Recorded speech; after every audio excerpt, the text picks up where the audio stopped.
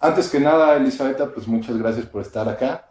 Tu perspectiva es muy importante para la comunidad filosófica y pues bueno, te queremos hacer algunas preguntas, sobre todo basados en tu texto de hace 20 años, en el artículo de Pensar la filosofía. Sostienes que el pluralismo y la racionalidad son dos aspectos centrales de la filosofía de la vuelta de siglo. 20 años después, ¿qué aspectos consideras que son fundamentales en el quehacer filosófico actual? Bueno, gracias por la invitación, es un gusto estar aquí. Si hace 20 años insistí mucho en que la filosofía está ligada a la pluralidad y a la racionalidad. Y esto no fue gratuito. Hace 20 años estábamos viendo ya las consecuencias del derrumbe de la caída del muro de Berlín, de cómo se había quitado había terminado la Guerra Fría y teníamos el auge del neoliberalismo. Entonces teníamos una visión de la racionalidad como unívoca, ¿no? Es una racionalidad que pretende ser universal, que pretende dar las razones óptimas, los cálculos fijos, ¿no? Argumentos sólidos. Y lo que estábamos viendo es que empezábamos a tener grandes propuestas que ponían en cuestión esos supuestos. Empezábamos a ver, incluso en la historia de la filosofía, que la historia de la filosofía se había hecho desde una visión que era la visión hegemónica del momento. Recordemos, por ejemplo, el gran sistematizador de la historia de la filosofía que fue Hegel, que nos hablaba de esta racionalidad que iba encarnando, ¿no?, en ciertos lugares, ¿no?, y que se iba desarrollando hasta llegar al espíritu absoluto que él mismo representaba en su momento histórico, ¿no? Y lo que estábamos descubriendo es que la filosofía era mucho más diversa, que en cada momento histórico teníamos diversas propuestas, lo que algunos autores han hablado de propuestas subalternas, ¿sí? No era la visión hegemónica de la filosofía, pero sí había otras propuestas que entraban en choque. Algo que se trabajó mucho fue en la época medieval, que teníamos esta idea caricaturesca de la época medieval como una época oscurantista, ¿no? Y lo que empezábamos a ver es que había muchos historiadores que estaban empezando a rescatar todas las propuestas y discursos que se habían hecho. Entonces, frente a la visión de Hegel, de que tenemos un desarrollo de la historia, en donde el espíritu va progresando, ¿no?, teníamos de repente una diversidad de historias en donde lo que vemos es no solo la pluralidad de la filosofía a lo largo de la historia, sino en cada momento histórico nosotros podemos ver esa pluralidad. Es decir, en la filosofía lo que siempre encontramos es crítica de su momento histórico, aunque obviamente siempre tenemos la visión hegemónica en cada momento.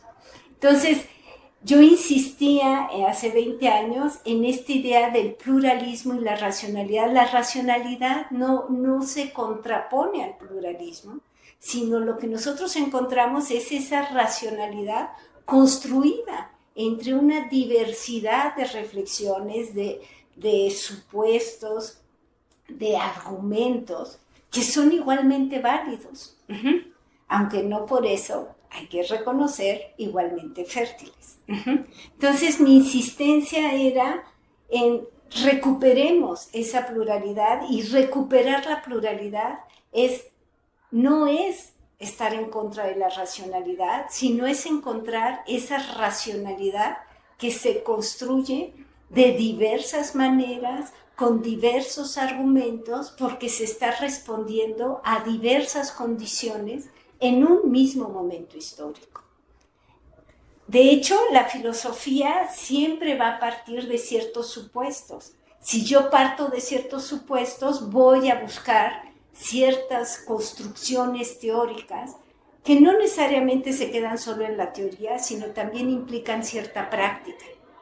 Entonces lo que nosotros vemos en cada momento histórico es que partimos de diversos supuestos y por eso tenemos diversidad de teorías y también tenemos por eso diversos proyectos, incluso lo podemos ver a nivel político, ¿no? Que es el área que a mí me ha interesado en los últimos años, ¿no? Entonces los proyectos políticos, los movimientos sociales abrevan también de ciertas discusiones filosóficas que están recuperando o en los que nosotros deberíamos reconocer la pluralidad y la diversidad. Muy interesante, Elisabetta. Y en esta reflexión que nos ofreces, recordando que tú insistes en que una de las preocupaciones de la filosofía es la noción misma de racionalidad, que parece entonces era ya múltiple, como ahorita nos comentas. ¿Cómo lo ves ahora? En particular a la luz de las nuevas epistemologías feministas, poscoloniales, teorías sobre la justicia epistémica, etc. Sí, esta idea de tener una racionalidad única se presentaba a sí misma como universal, como necesaria, como inamovible. Cuando nosotros empezamos a ver que la racionalidad puede ser de diversas maneras, empezamos a cuestionar esa visión. Y algo que se ha desarrollado mucho en los últimos años es encontrar qué hay atrás de la racionalidad que postula cada filosofía. Por ejemplo, en las cuestiones de género ya se ha hablado de una racionalidad patriarcal. Es decir, la racionalidad no es neutral. La racionalidad, como dijimos, parte de ciertos supuestos y muchas veces esos supuestos ya implican una posición, en este caso, de dominación y de exclusión del otro. Entonces, la racionalidad, que está ligada obviamente al dar razones, al dar argumentos, tiene que ver, Mosterin ha hablado de la diferencia entre la racionalidad teórica y la racionalidad práctica. Tiene que ver qué es lo que queremos conocer y cómo lo podemos conocer de la mejor forma posible.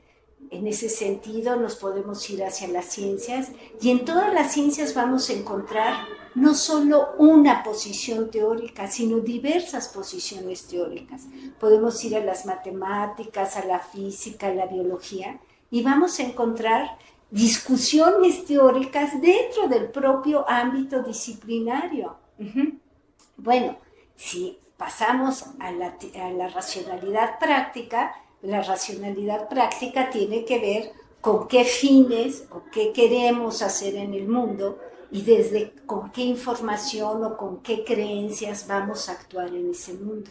Pues entonces ahí nosotros podemos ver, pues, desde el ámbito individual hasta los ámbitos sociales, una diversidad de racionalidades prácticas, porque dependiendo de qué es lo que queremos realizar, vamos a recurrir a ciertos medios, a ciertas información que nos es útil para realizar lo que queremos nosotros lograr. Entonces, en la racionalidad, así como en la racionalidad teórica podemos ver una diversidad, incluso en el ámbito científico que parecería ser el más unívoco, en el ámbito de la racionalidad práctica, tanto a niveles individuales como a niveles sociales, podemos ver esta diversidad. Y lo que yo subrayaba de la idea de racionalidad en un texto que acabo de elaborar, es que esa racionalidad debería estar abierta a la discusión con el otro. ¿Qué quiere decir esto? Que siempre toda toma de posición teórica o práctica implica estar frente a otra teoría o frente a otros proyectos prácticos.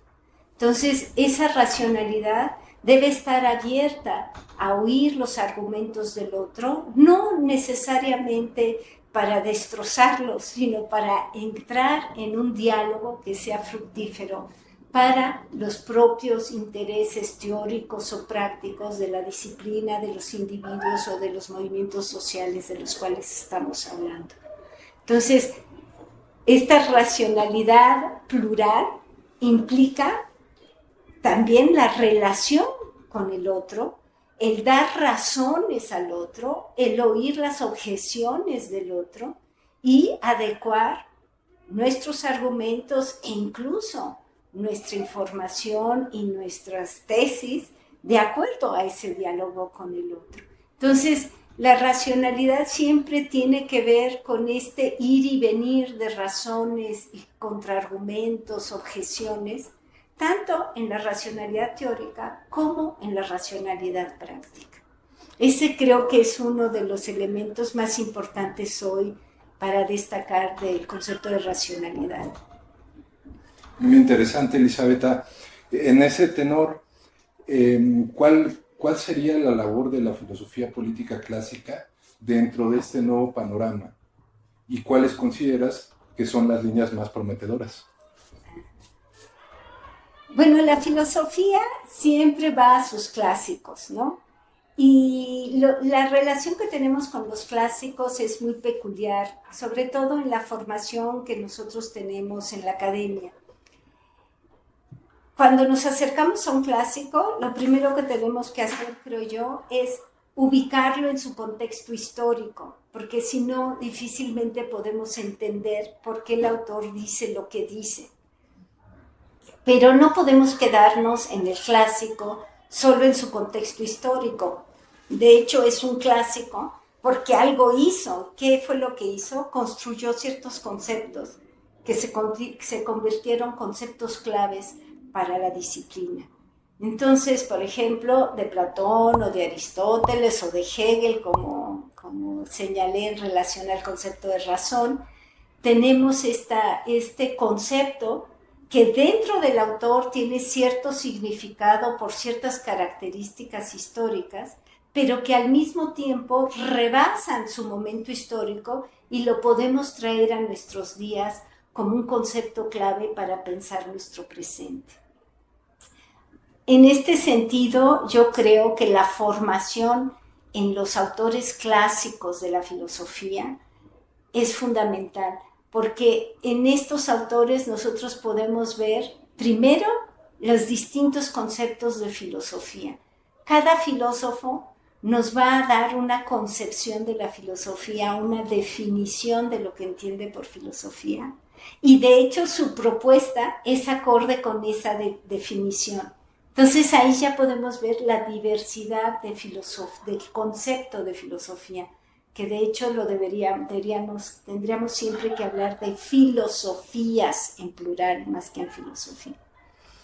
Y algo también muy importante es que en los clásicos nosotros lo que podemos ver también no es solo la construcción de conceptos que han llegado hasta nuestros días, a pesar de que están circunscritos a cierto momento histórico, sino que siempre están en discusión con otra concepción de su propio momento histórico, que esa es una característica fundamental de las filosofías. Es decir, toda filosofía trata de darle una respuesta, una crítica a otra concepción filosófica. Y ese poner en cuestión una concepción o ciertos supuestos que están aceptados en cierto momento histórico, lo que hace es que el filósofo se levanta, cuestiona y hace una contrapropuesta. Y construir la filosofía en diálogo y en crítico con otra filosofía es una de las características fundamentales que creo que hay que tener presente en la formación de nuestros alumnos en la carrera.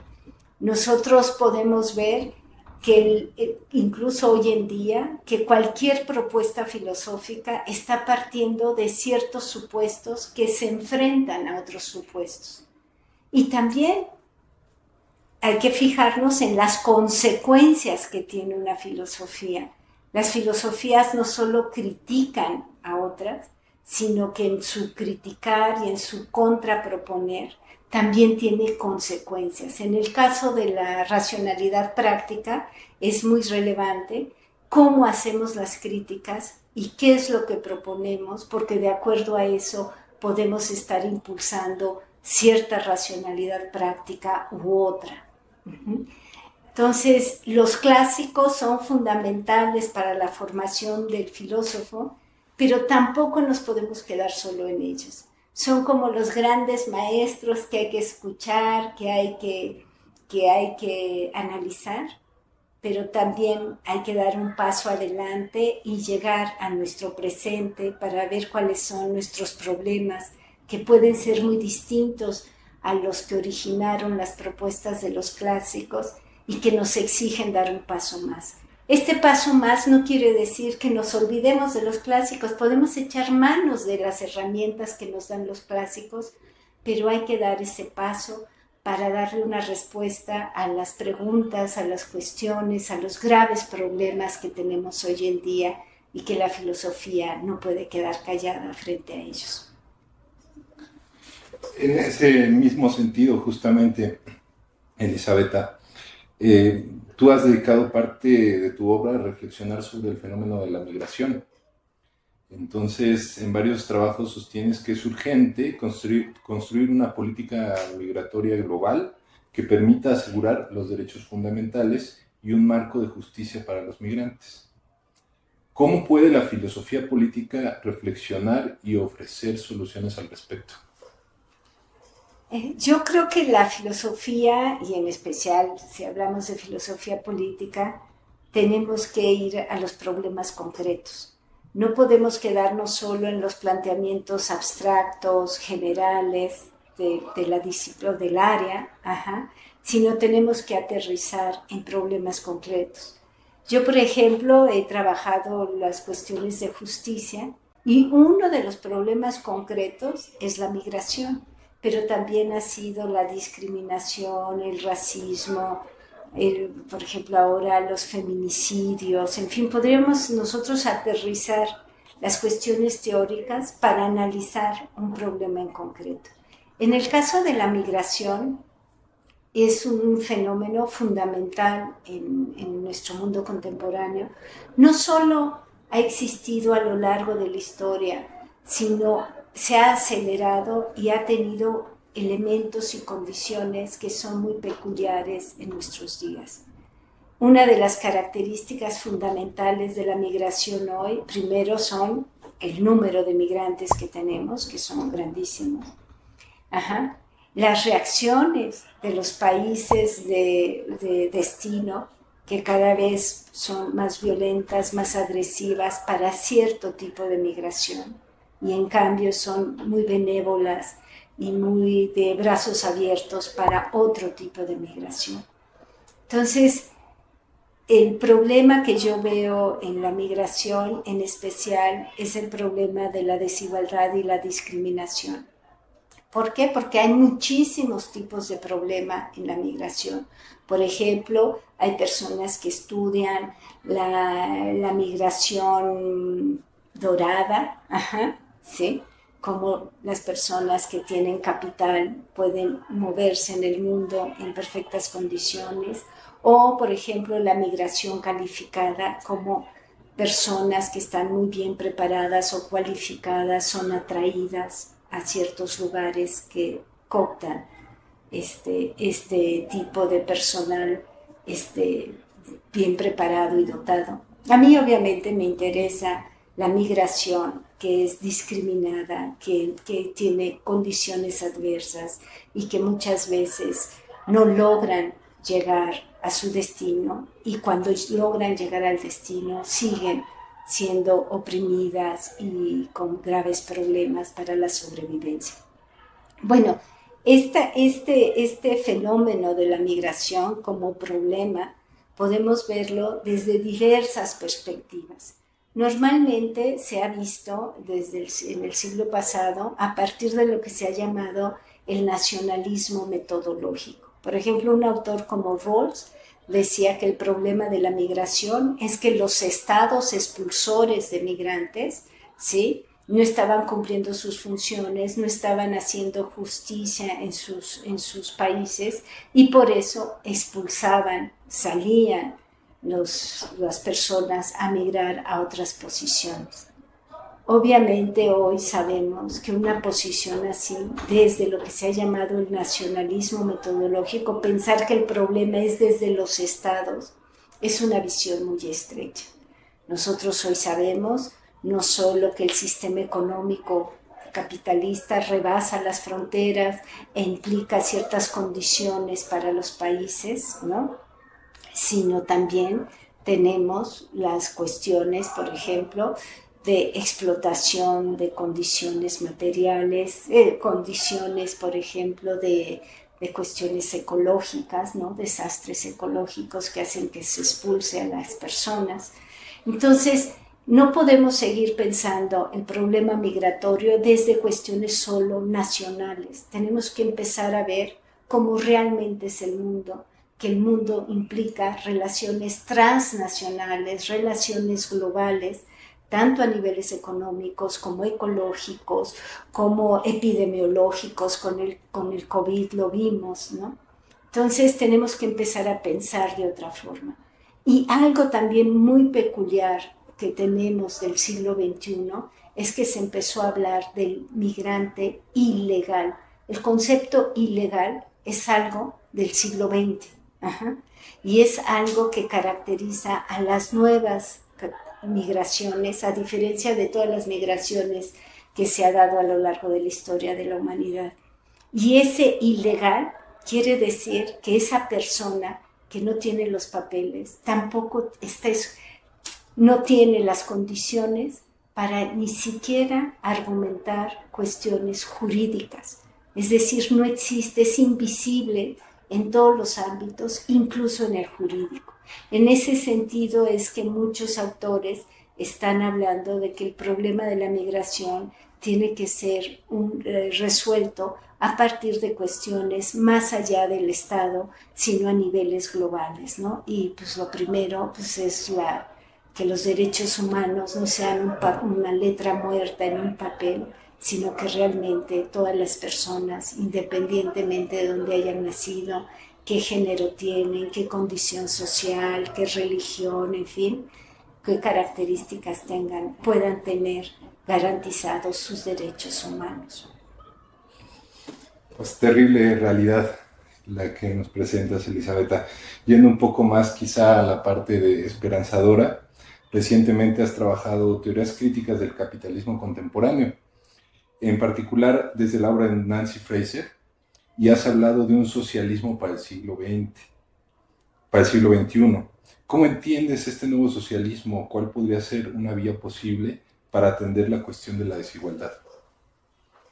Sí, a mí Nancy Fraser me gusta mucho porque Nancy Fraser ha abordado problemas de justicia y también ha abordado ahora el problema de lo que ella llama el capitalismo caníbal, ¿no? Que es uno de sus recientes libros.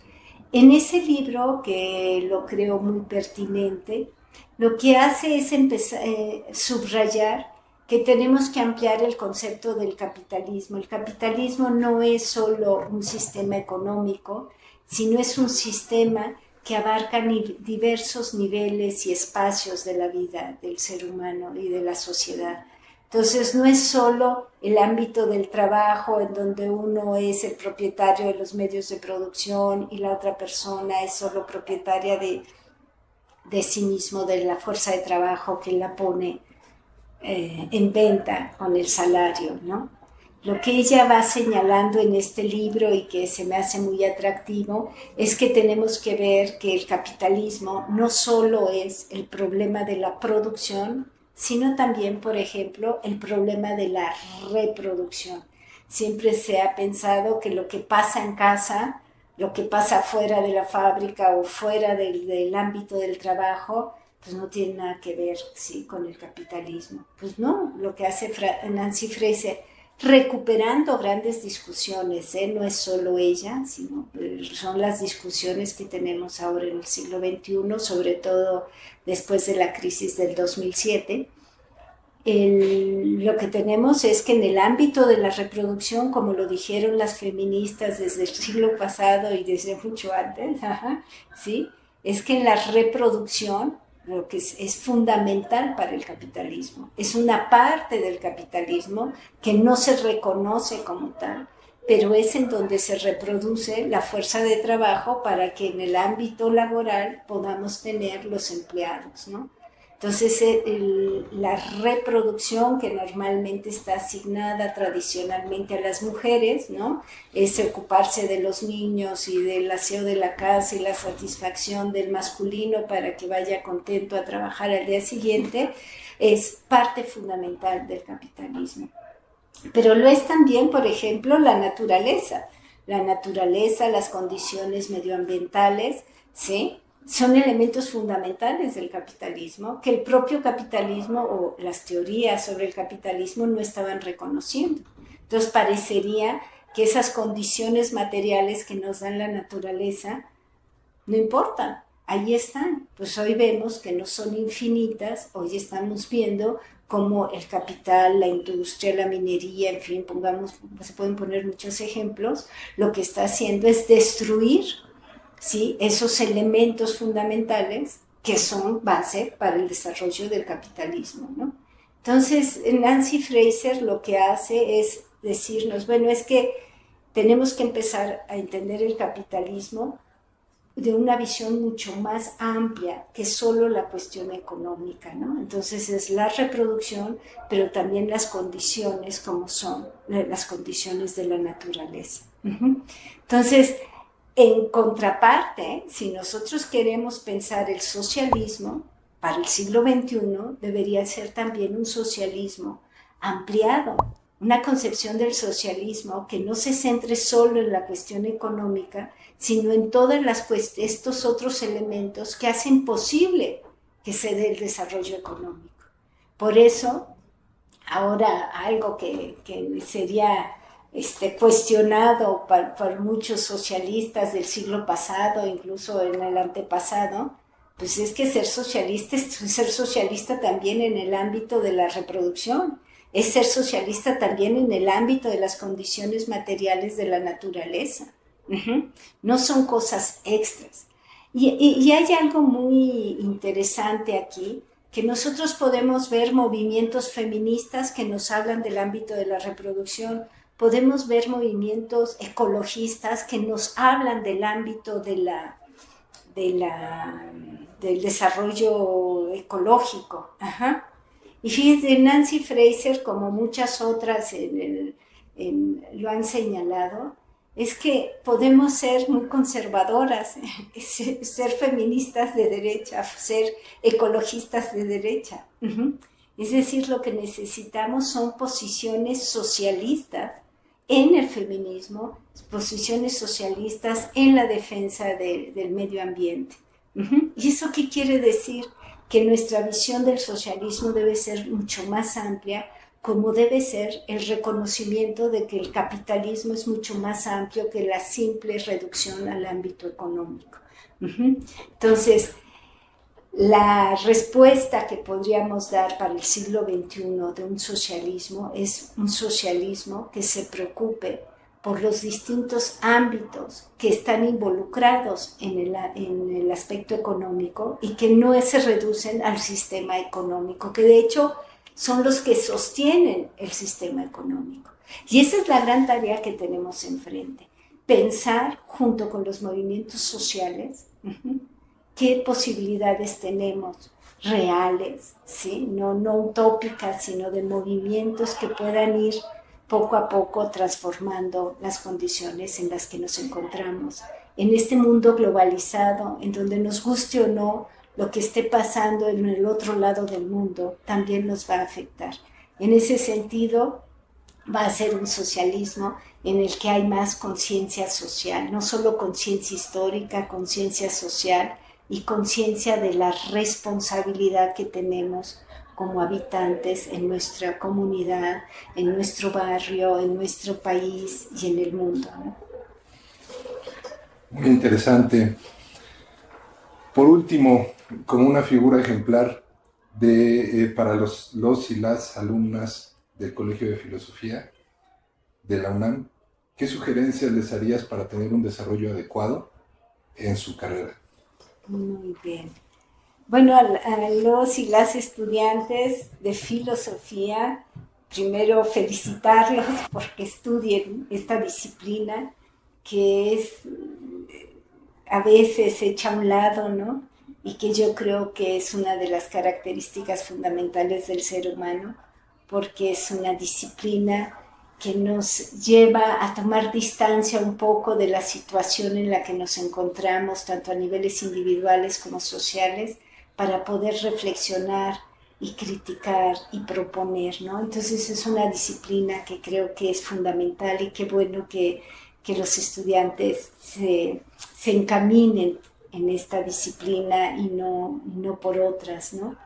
Y retomando un poco los elementos que he dado, la filosofía es, por un lado, ir a los clásicos, ver qué han dicho que es la filosofía otros filósofos y filósofas, analizarlas y también cuestionarlas. Entonces yo lo que les recomendaría a los estudiantes y los estudiantes de filosofía es que se acerquen a los clásicos. Y cuando me refiero se acerquen a los clásicos, me estoy refiriendo a los clásicos, es decir, a las fuentes. Ahorita hay muchísimas publicaciones, muchísimos comentaristas, incluso resúmenes de las grandes obras de los autores, pero la filosofía no es solo información, ¿qué dijo Platón?, sino es formación en filosofía. ¿Qué quiere decir?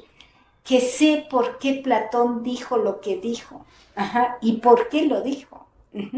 ¿Sí? Entonces no es solo saber qué dijo un autor, sino todo ese entramado de argumentos y de supuestos y de definiciones que hacen la propuesta filosófica. Y como bien dije, no hay que quedarse solo en los clásicos, ¿no? Hay que discutir con ellos. Y en ese sentido, el trabajo de los y las estudiantes en filosofía es, por un lado, un trabajo muy individual de leer y ser paciente y seguir a un autor, pero al mismo tiempo es un trabajo comunitario.